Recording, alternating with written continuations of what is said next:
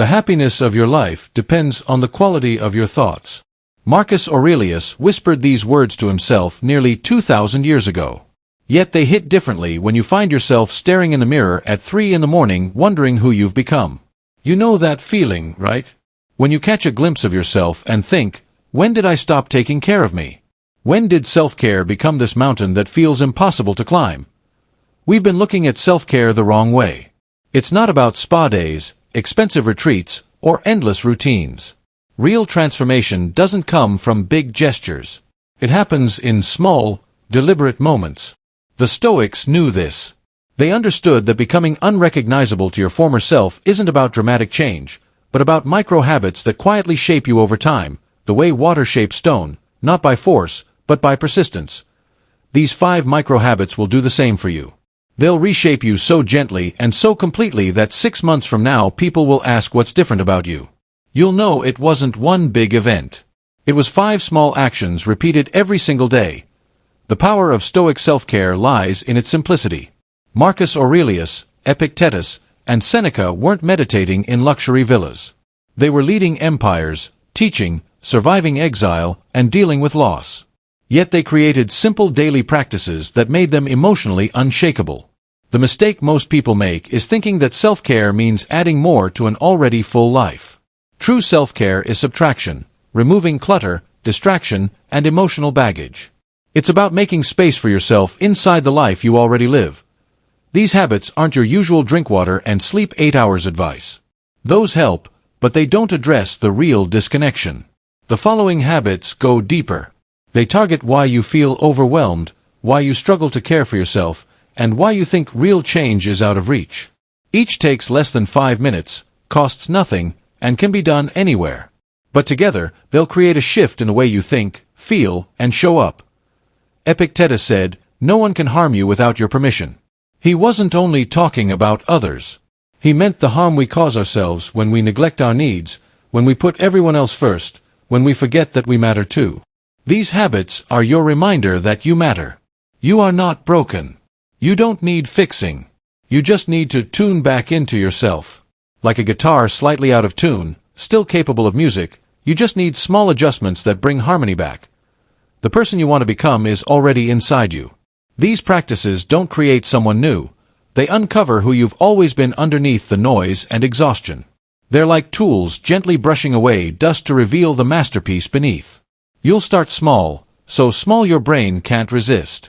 So small that even on bad days you can still do them.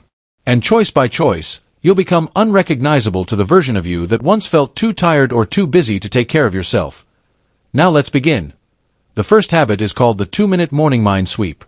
You have power over your mind, not outside events. Realize this and you will find strength. Marcus Aurelius wrote those words in his personal journal.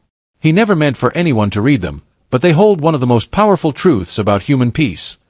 When you wake up, your mind isn't empty. It's full of yesterday's stress and tomorrow's worry. You open your eyes and the mental chaos begins. What's for breakfast? Did I send that email? What if today goes wrong? Most people reach for their phones to distract themselves, but that only adds more noise. It's like trying to clean a messy room by throwing more stuff on the floor. Instead, before you pick up your phone, before you brush your teeth, sit on the edge of your bed and do a 2-minute mind sweep. Set a timer. Close your eyes. Let your thoughts pass like clouds across the sky. Don't try to stop or control them. Just notice them. There's anxiety about work. There's excitement about the weekend. There's guilt about something you said. The Stoics called this practice prosoke, attention to the present moment and to what's within your control. Epictetus taught that we suffer not from events, but from our judgments about them. This habit helps you see that difference. You're not meditating or trying to feel peaceful.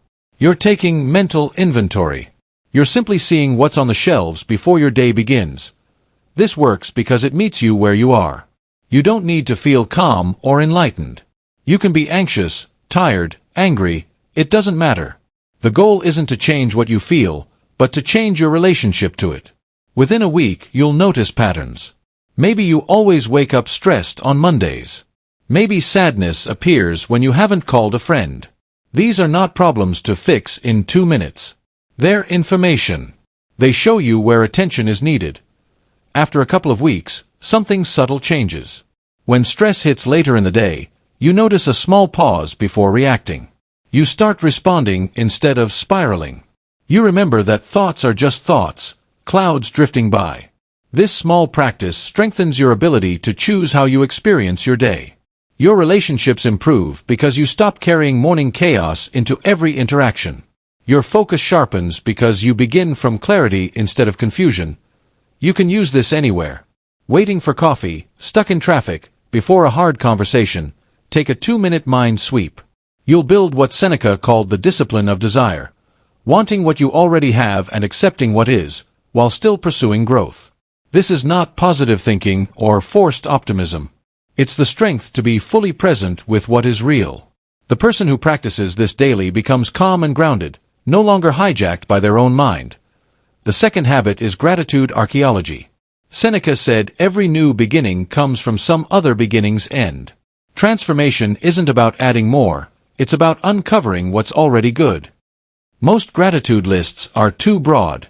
I'm grateful for my family, my health, my home. That's fine, but it quickly becomes automatic. Gratitude loses its power when it's generic. Gratitude archaeology digs deeper. Once a day, whenever you remember, become a detective of your own experience. Find one small thing that went right. It can't be something big or obvious. Maybe the bus arrived just as you reached the stop. Maybe you found a perfect parking spot. Maybe someone smiled at you unexpectedly. Maybe your coffee tasted better than usual. The Stoics practiced the discipline of perception, training themselves to see things as they truly are, not as fear or habit makes them seem. Most people are trained to see what's missing. This habit trains you to see what's present. When you find your small treasure, look closer. Why did it matter? Who or what made it possible? A perfect coffee isn't just luck. Someone planted those beans, someone harvested them, someone roasted them, transported them, sold them, and a barista learned the craft of making it. Dozens of people and processes work together for you to have that simple joy. That small realization rewires your brain. Neuroscientists call it neuroplasticity, the ability to form new pathways in the brain.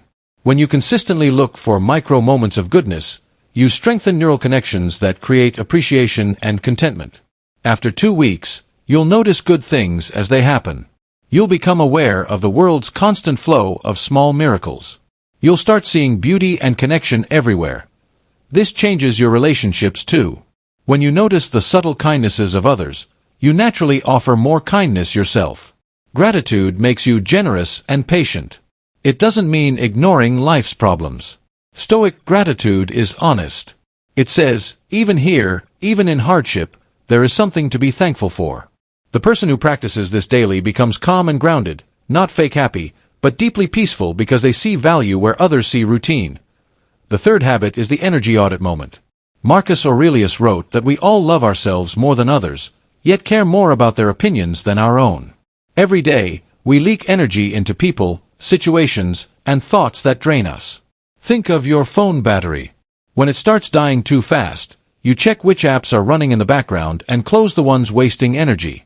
You don't just accept low power, you protect it. Yet most of us never do this for our own minds. Once a day, stop and ask yourself one question. Right now, am I gaining energy or losing it? Set an alarm at a random time or link it to a daily routine like opening the fridge or washing your hands. When that moment arrives, pause. Notice how you feel. Are your shoulders tight? Is your breath shallow? Does your chest feel heavy or light? Your body doesn't lie. It tells you whether what you're doing right now nourishes you or drains you.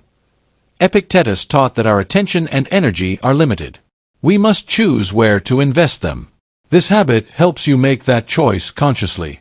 If what you're doing drains you, take a small action to rebalance. Stretch, take a breath, drink water, step outside, or say no to something unnecessary. Over time, this simple question becomes a compass guiding your day. You'll stop wasting energy on things that weaken you and start feeding what strengthens you. Most people wait until burnout to rest. The Stoic path is daily maintenance, small adjustments that keep you balanced. When you protect your energy, you protect your peace. Soon, people will notice something different about you. You'll carry quiet strength, calm focus, and emotional clarity. Not because life got easier, but because you learned to manage your inner resources wisely.